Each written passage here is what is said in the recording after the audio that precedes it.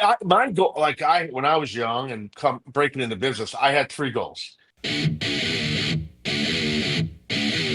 Dude, did you know you can subscribe to onlywrestlers.com and keep in touch with your favorite wrestlers? The party never has to end. One of a Kind with Rob Van Dam is recorded in front of a live studio audience. This week's episode of One of a Kind with RVD is presented by Get Blitzed, and you can get 15% off your order when you head to get-blitz.com and use promo code RVD. Get 15% off.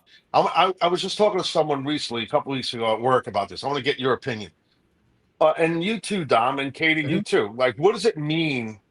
What's you guys' definition as female or male pro wrestlers to make it? Is it all right? He or she won a championship, or he or she's making the amount of money they want to make, and they're making a great living, or is it that hey, I'm on TV, that means I made it? What does that mean to make it? In you guys' opinion?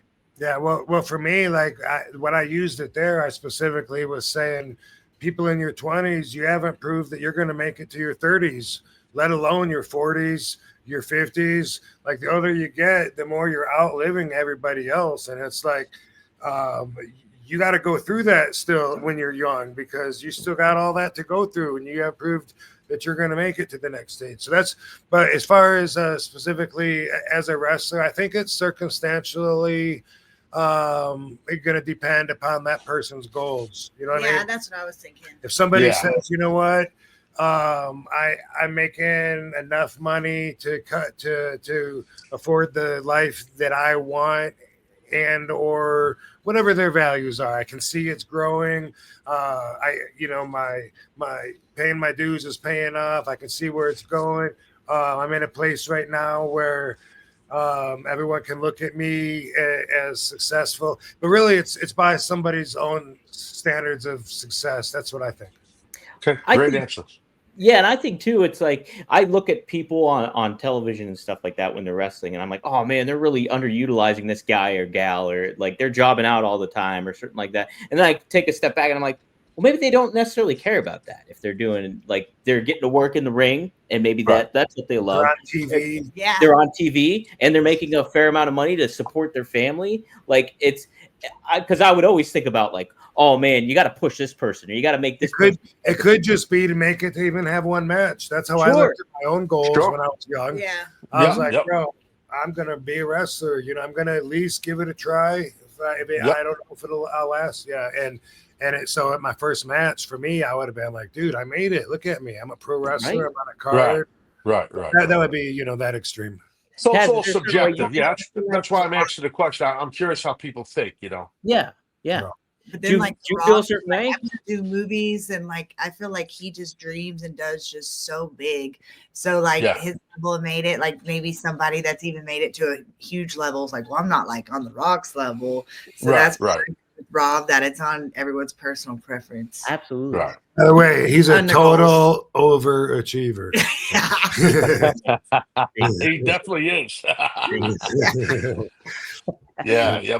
My goal, like when I was young and breaking into business, I had three goals. I wanted to make a living at the business. I didn't care how much money because I had so many odd jobs and blue collar digging holes. I was the guy, guys say, I had to dig holes. I really did dig holes, right? So I worked for a railroad and I was a trackman. So I had to install railroad tracks with a gang of guys, like 5 guys every day for 8 hours, and then go to the gym. And I would use my vacation time to work like indie shows or go to Memphis or go to Texas or go wherever. Anyway, so I wanted to make a living, no matter how much it was. I wanted to hold some type of championship. I didn't care what it was. Mm-hmm. And I wanted to wrestle in my hometown, obviously New York, but in Madison Square Garden one time.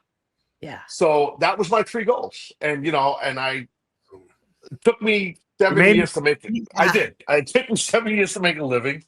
I won a championship in some small promotion, like a light heavyweight title. And I thought it was a vinyl belt with like plastic.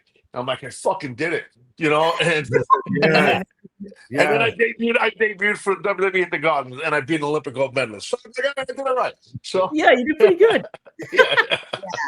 Yeah, I just remembered a conversation with Joe C. You remember him from Kid Rock? Oh yeah, dude, little man, he was the man. Yeah, yeah. Yeah, one time we were having a conversation, and he was telling me that I made. And I was telling both. He was telling me that I made it because I had an action figure, and I was telling him he made it because he was on The Simpsons. Yeah.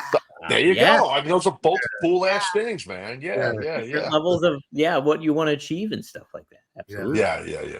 But you know, Yeah. also Dom, like our generation, like wrestlers from back in the day, when you break in the whatever 80s or 90s, you know, most of the guys, I don't know how to say this. I don't want to be rude, but like I don't want to. It's not right to stereotype, but most, in my opinion, most of the guys from that generation either needed a job or they weren't fans. Well, I grew up as a fan as a young kid, and then I kind of grew out of being a wrestling fan.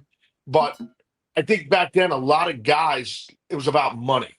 It was about just making money, and I think that's like, in my opinion, pretty important. You know, because that's why you put your body. It's a very dangerous business. I mean, you can lose your life in a match in 2 seconds. You can lose the power of your legs. We know all this stuff. You know, so you got to make as much as you can, like an NFL player or any kind of mainstream athlete that's a pro athlete. You don't have a long career. You know, you have a short window for most guys and girls to make good money. So you got to make it while you can, in my opinion. Absolutely. Yeah. I remember that's what they push on you in high school. What are you going to do to make money? You know, it was always about the career and the next step and trying to prepare you. And I knew I wanted to be a wrestler, so I didn't have to have a regular 9 to 5. Yeah, yeah. Yeah. So you I'm sure you had some kind of jobs when you were young. You probably had jobs, summer jobs. Yeah, I'm sure. When I was I was saving money for wrestling school. Yeah. Nice. That's awesome. Yeah. That's the great thing about it. And it's such a fascinating thing because you get instilled, okay, you got to make money at something, but to find something as wild or like such a off the beaten path as wrestling, and wasn't offered on career day. Yeah. You didn't necessarily get that on a job board or anything like that. When you don't know any famous people or don't know wrestlers, then it seems even more like just a crazy dream. Yeah. Right. Yeah. It seems like my town, nobody knew anybody famous. So yeah. And you think about like getting to that level where you're like, oh, I'm making money off of something like this, and in turn providing for my family, or like, that is a good level of success where it's just like, and you're in a rare breed of stuff like that. I think. Yeah.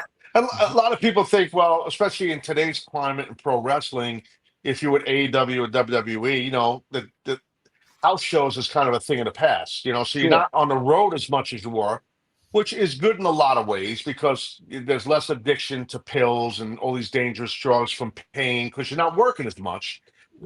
But you still have to put the work in. People think, oh, you're working 1 day a week. Well, that's a crock of shit because if you're on the road, you're traveling. So those days are coming off your 1 day a week, and you got to lift every fucking day. You got to fucking train. You got to make sure you're doing your cardio. You got to have your nutrition right. It's the real work gets done what people don't see. That's where you put the work in that no one sees. Mm-hmm. Yeah, you're doing. It's almost like you're doing the ring stuff for the fun of it, but a lot of that that's usually the easy part. Yeah, that's usually the easier part, not for the fun of it, but yeah.